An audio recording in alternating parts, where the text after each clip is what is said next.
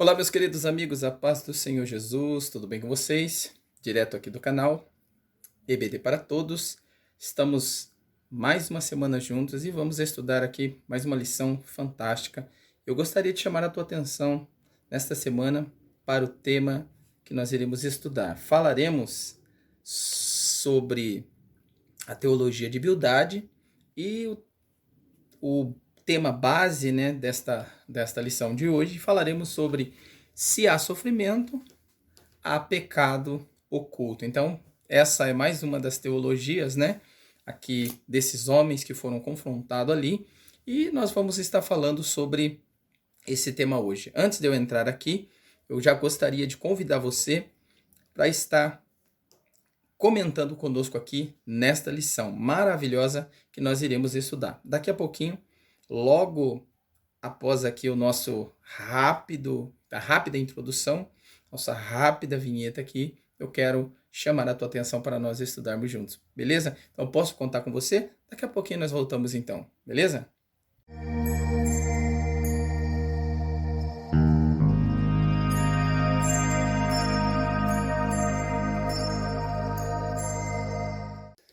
Opa, estamos de volta, fomos rapidinho e já voltamos. Então, a lição de hoje é a lição de número 7. Quero aqui ser rápido aqui na colocação, pois está fantástica essa lição. Quero convidar você, gente, se você ainda não tem costume de estudar as nossas lições, gostaria de convidar você para estar estudando comigo as lições que nós temos postado aqui. Nós temos procurado fazer aqui de uma forma simples, porém objetiva, para que você possa entender. Gente, nós estamos encontrando muitas dificuldades na questão teológica, na questão filosófica, social, sociocultural e, infelizmente, uma confusão, uma bagunça, né? Então nós estamos trazendo aqui na simplicidade, mas porém, para você poder acompanhar, né? Pessoas que dificilmente conseguem acompanhar as lições aí no domingo, ainda mais essa época de pandemia, né, que ainda há essa restrição, né, essa restrição de você poder estar sempre ali no culto, na igreja, na escola dominical e tal, mas nós estamos trazendo aqui para você as lições aqui. Então, quero aqui trazer de uma forma simples e porém objetiva para que você possa acompanhar também e possa aprender juntamente comigo aqui essa lição fantástica. Então, a lição de hoje é a lição de número 7. O tema é a teologia de Bildade. Se há sofrimento, há pecado. Então, é uma pergunta, né? No caso aqui, que ele faz aqui na lição. Mas antes de nós comentarmos aqui entrarmos aqui no texto áureo, né? Como de costume nós temos sempre colocado aqui, eu já quero convidar você a deixar o seu joinha aí, se você está gostando, se você tem acompanhado as nossas lições. Então deixa aí seu joinha para nos ajudar, pois o canal aqui precisa, né, da sua ajuda, do seu joinha. E se inscreve no canal, gente. Nós estamos aí quase alcançando os 1.000 inscritos. Eu gostaria de convidar você para nos ajudar aí a alcançar esses 1.000 inscritos aqui, pois precisamos, né, para poder melhorar o canal, para poder ter aí mais pessoas nos ajudando para que nosso canal possa ser mais aceito aí. Então, convido você aí para se inscrever no canal e comente, gente. O seu comentário é importante, tá?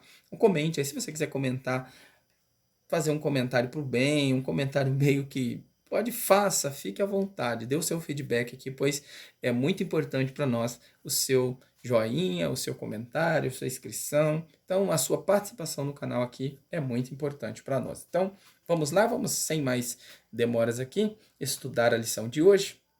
Então, olha só, o texto áureo é Jó capítulo 4, versos 7 e 8, e ele diz assim, ó: se teus filhos pecaram contra ele, também ele os lançou na mão da sua transgressão. Então, o texto aqui de Jó, né, que ele fala sobre isso, que a respeito de que Deus os lançou, né, à mão aqueles que pecaram contra ele. A verdade prática diz assim: a existência do sofrimento não quer dizer que haja pecado oculto.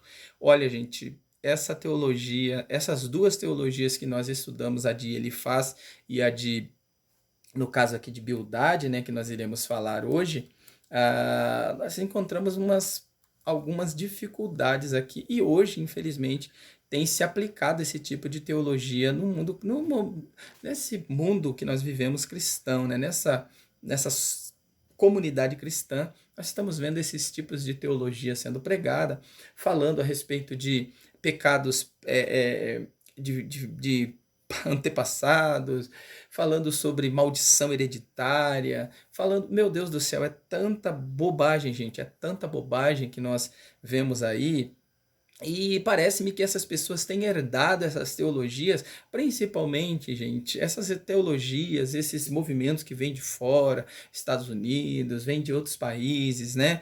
E tem trazido para o Brasil, né, e tem essa teologia da prosperidade, que é uma das piores, nocivas à nossa fé, gente, que tem desviado muitas pessoas da fé. Essas teologias erradas, essas teologias de mais barganha com Deus do que até mesmo uma vida de piedade com Deus. Então Deus ele não quer sacrifício, Deus não quer que você pague pela sua fé, pela sua bênção, pela sua salvação. Não, Deus quer que você seja fiel, simplesmente fiel a Ele, que você ande na presença dele. Jesus já dizia, né, para os seus discípulos: olha, aquele que não vem após mim, né, aquele que vier após mim, negue-se a si mesmo, toma sua cruz e siga-me. Então Jesus não prometeu nada mirabolante, não falou que seria que teria teologia de prosperidade, que você teria isso, que você teria aquilo. Não, Jesus disse: olha, se você quer seguir após mim,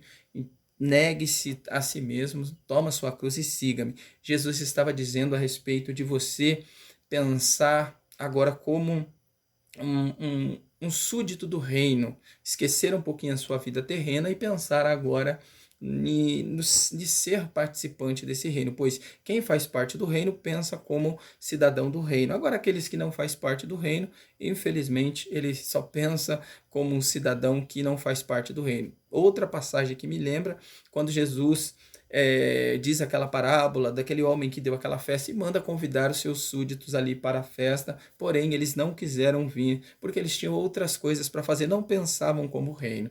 Aí Jesus manda os seus servos, né, sair pelas ruas pegando as pessoas, trazendo qualquer pessoa que ele achasse ali, porque aqueles queriam verdadeiramente algo com o reino. Mas vamos lá, vamos aqui continuando. Então, a nossa leitura bíblica em classe está em Jó, capítulo 8, a partir do verso 1 até o verso 6, né? Eu não vou ler tudo aqui para não tomar muito tempo.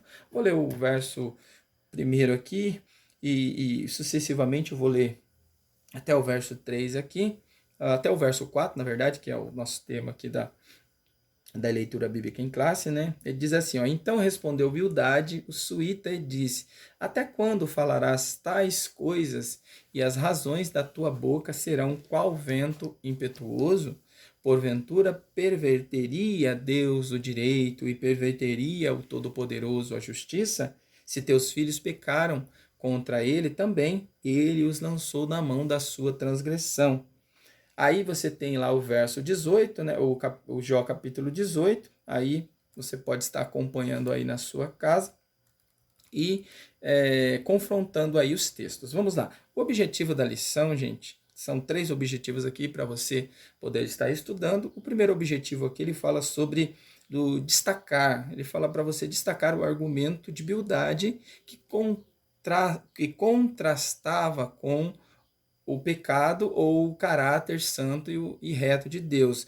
Vamos lá, novamente aqui, ó, destacar o argumento de Bildade que contrastava o pecado com o caráter santo e reto de Deus. Então ele fazia essa constatação, né? Essa constatação entre o pecado e o caráter de Deus. Então, aonde havia pecado, no pensamento dele, aonde havia pecado, era por causa que aonde havia sofrimento era por causa que havia pecado. Mas nós sabemos que não é bem assim, porque nós sabemos que aonde o pecado superabundou, a graça de Deus, aonde o pecado abundou, a graça superabundou.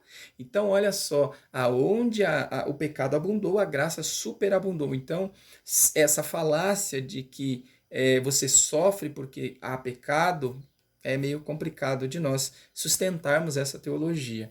Segundo ponto aqui, ele explica, né, ou vai explicar a concepção de Bildade que associava o pecado a quebra da moralidade religiosa. Então, essa quebra da moralidade religiosa por causa aqui do pecado, né? O pecado e a quebra da moralidade religiosa. O terceiro aqui, esclarecer a argumentação de Bildade que contrapunha a pequenez humana com a grandeza de Deus. Então, olha, se Deus, ele é Deus, como ele tem mostrado que ele é porque Deus, ele não se limita, ele não tem se limitado à sua grandeza ou à pequenez do homem. Deus, ele está presente, ele se faz pequeno, está em nós, então ele tem habitado em nós, ele tem se diminuído, se abaixado, vindo até nós, estado conosco. Então, Deus ele não tem se limitado aí, mesmo que o homem tenha errado, Deus ele tem se feito presente aqui. Mas vamos lá, nosso comentário aqui e a introdução, ela diz assim, ó: nesta aula estudaremos sobre a teologia do segundo amigo de Jó, Bildade. Veremos que ela apresenta o caráter justo e reto de Deus, em contraposição ao suposto pecado oculto de Jó. Estudaremos também a defesa de Bildade por uma moralidade rígida, fundamentada em meros preceitos religiosos, sem, contudo, guiar-se por princípios espirituais. Olha, gente, esse tem sido o problema. Esse tem sido o problema dessa moralidade, dessa suposta moralidade cristã, pois muitas pessoas têm jogado pessoas no inferno por causa dessa tal suposta moralidade, pois a pessoa comete um pecado, um erro, pois o ser humano, infelizmente, enquanto o ser humano estiver aqui, nós, infelizmente, cometeremos pecado. Porém, o pecado do ser humano, ele não pode ser maior do que a graça de Deus, porque se o ser humano tem pecado, se o ser humano comete pecado, assim a graça de Deus, ela nos vem nos perdoando dos nossos pecados. Então, Jesus um dia também disse aos seus discípulos, os discípulos questionando a respeito do pecado que alguns cometiam. Aí, um dos seus discípulos falou: quantas vezes eu deveria perdoar? Olha, Senhor, quantas vezes eu devo perdoar o meu irmão? 7 vezes e tal. Jesus falou assim: olha, você tem que perdoar quantas vezes for necessário. Era isso que Jesus quis dizer. 70 vezes 7 é um número, mas a expressão é quantas vezes for necessário, quantas vezes a pessoa se arrepender, você precisa perdoar. Então, onde há arrependimento, há perdão de pecado. Então, nós precisamos estar focado nisso. Mas nós achamos que Deus ele se limita ao nosso pecado. Deus se limita ao tipo de pecado que nós cometemos e assim nós queremos subjugar, né? Subjugar as pessoas porque, olha, seu pecado é tão grave que Deus não é capaz de perdoar. A santidade de Deus é tão grande, tão maravilhosa, tão intocável que você não será perdoado por Deus. Mas Jesus mesmo disse, né, que, olha, se aproxime dele, que ele se aproximará de vós. Então Jesus ele sempre se aproximou das pessoas, sempre chegou perto dos pecadores, comia com fariseus, comia com pecadores, com cobradores de impostos, e os moraus, né, os moralistas daquela época, sempre queriam questionar o que Jesus estava fazendo. Olha, esse cara não é o que ele diz que é, porque ele come com pecadores, ele assenta à mesa com pecadores, com ladrões, com escribas, com cobradores de impostos. Então, sempre querendo julgar Jesus, né? E o seguindo aqui, ele diz assim, ó: ah, finalmente, analisaremos a ideia de que, segundo Bildade, Deus é um ser muito distante e que, devido à sua onipotência e grandeza, está muito longe do mortal. Ele, portanto, é inacessível ao longo de cada argumento de Bildade. Veremos a contraposição de Jó. Olha, um dos exemplos maiores que nós vemos aqui, que essa teologia de Bildade aqui, ela é uma teologia furada, que não cabe aqui nós defendermos. Por quê? Porque, primeiramente, quando Deus se apresenta a Moisés ali, depois que Moisés sai com o povo do Egito, Deus se apresenta ali no monte para Moisés e Deus queria habitar no meio do povo. Então Deus primeiramente se apresenta para Moisés, depois se apresenta no monte, aí depois Deus mais para frente manda que Moisés construa juntamente com os sacerdotes, sumos sacerdotes, um lugar de habitação no meio do povo. Deus manda que constrói uma tenda, manda que constrói um lugar, um lugar para que Deus viesse habitar ali, Deus viesse se manifestar diante do povo. Então Deus sempre quis se manifestar, Deus sempre quis contato com o ser humano. Um dos fatores que nos mostra foi que Deus enviou seu Filho ao mundo, não para condenar o mundo, mas para que o mundo fosse salvo por ele. Então, Deus sempre quis ter contato com o ser humano e dentro desse princípio, Deus envia o seu Filho ao mundo. Então, Jesus ele veio para que nós pudéssemos conhecer a Deus e ter contato com ele. Então, essa é a maior prova de que Deus ele não tem se afastado do homem, ainda que o homem cometa pecado grave. Olha, Deus prova o seu amor para conosco, em que Cristo morreu por nós, sendo nós ainda pecadores. Então, não é o seu pecado, não é o seu pecado que você comete que te afasta de Deus. Não é o seu pecado que você comete, é você que se afasta de Deus porque você cometeu pecado. O seu pecado que você cometeu, claro que ele vai te manchar, ele vai nos manchar, só que nós precisamos nos arrepender e chegar mais perto de Deus. Quanto mais perto nós chegarmos de Deus, mais purificado nós somos com a pureza dele. E quanto mais longe nós estivermos de Deus, mais pecadores nós nos tornamos. Então, toda vez que nós afastamos de Deus, toda vez que nós nos afastamos dele, nós nos tornamos mais e mais pecadores. Mas quando nós nos aproximamos dele, nós somos cada dia purificados. Por quê? Porque quem se aproxima de Deus é queimado pelo fogo da sua santidade. Então, olha que coisa abençoada. Então, vamos lá, para nós encerrarmos, né? Primeiro tópico aqui, ele vai falar sobre o pecado em contraste com o caráter justo e santo de Deus. Gente, eu estou gravando aqui fora do meu estúdio de gravação ali, tá? E provavelmente você vai ouvir alguns barulhinhos aqui, porque eu resolvi, né, gravar aqui dentro de casa, aqui, né? Então eu saí um pouquinho ali do estúdio ali e estou gravando aqui fora. Então você vai ouvir alguns barulhinhos aí, mas é para deixar um pouquinho mais dinâmico, mais diferenciar um pouquinho a nossa gravação aqui, tá bom? Fazia tempo que sentia falta aqui dos barulhos dos meus periquitos, dos meus passarinhos que vinham aqui embelezar o nosso vídeo aqui, tá bom? Mas vamos lá. Então, o pecado em contraste com o caráter justo e santo de Deus. Primeiro aqui, Deus é justo e reto.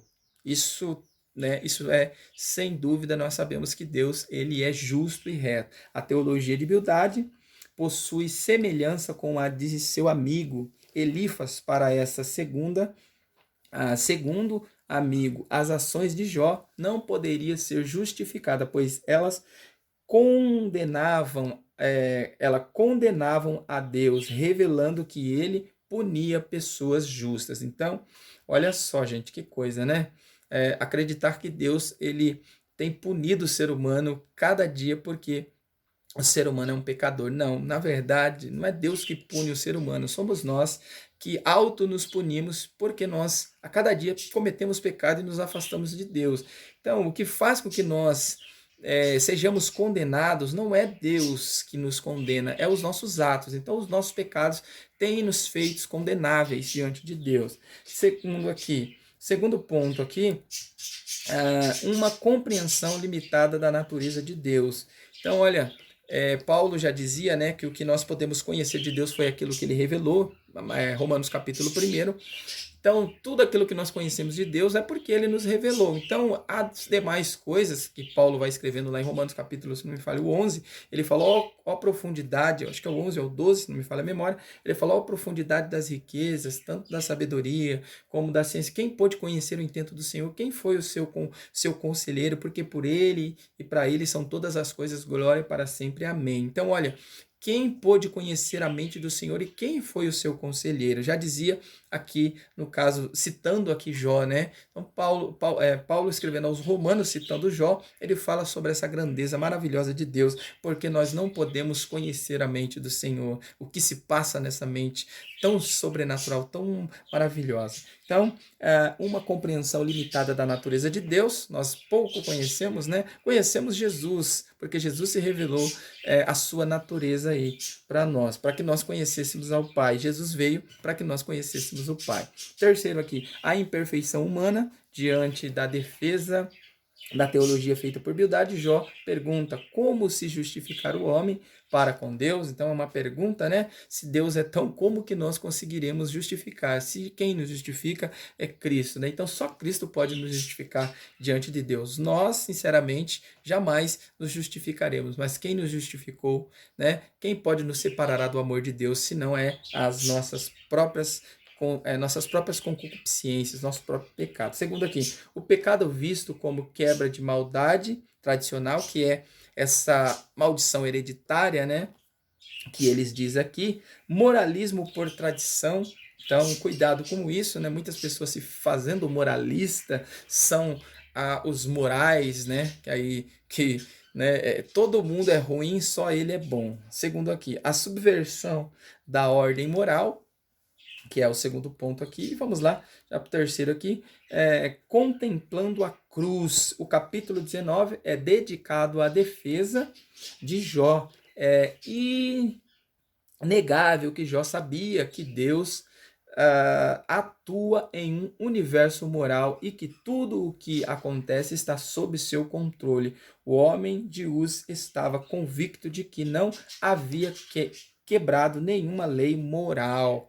Então, sabemos, né, que existe esse pecado, né, essa lei moral, essa lei física, né, que Deus deixou, esses mandamentos e essas leis ali deixadas por Moisés, e é a lei moral que o homem tem consciência do seu pecado. Então, o homem, ele tem a consciência do seu pecado porque certamente Deus assim o deu, essa consciência do pecado do ser humano. Mas a lei, como Paulo diz, né, que a lei ela nos faz entender que nós cometemos pecados, mas o homem já tinha ciência moral que ele era pecador. Terceiro ponto aqui, né, o pecado em contraste com a majestade de Deus, a grandeza de Deus. O pecado aqui em contraste, o segundo aqui, onipotente, mas não ausente. Gente, olha só, quando nós olhamos para essa onipotência de Deus, muitas pessoas acham que porque Deus é onipotente, onisciente, ele não é onipresente. Então, essas tríade aqui, onipotência, onisciência e onipresença, ela faz com que nós compreendamos que Deus, por mais que ele é onipotente, grande, majestoso, poderoso, ele também está presente. Ele é onipresente porque ele está em todos os lugares ao mesmo tempo. O Isaías, né? Isaías diz que a orla do seu vestido enchia todo o templo, toda a casa. Então, olha só. E ele fala também que a terra, esse globo terrestre, é a estrada dos seus pés. Olha só que Deus grande, né? Que Deus grandão é esse. Bem, então, e encerrando aqui a conclusão, nesta lição vimos que o debate entre Bildad e Jó assume alguns contornos teológicos muito relevante. Bildad faz 3 discursos teológicos e em cada um deles põe em destaque a sua crença. Ele não crê na inocência de Jó e por isso atribui o seu sofrimento à existência do seu pecado. Então, gente, olha só que interessante. Então, dentro aqui da teologia de Bildad, ele acreditava porque Jó estava sofrendo, que só existe sofrimento aonde existe pecado. Então, em contrapartida com a teologia que ele faz, né, que ele acreditava que somente o pecador sofre, então é quase que a mesma coisa, só que ao inverso.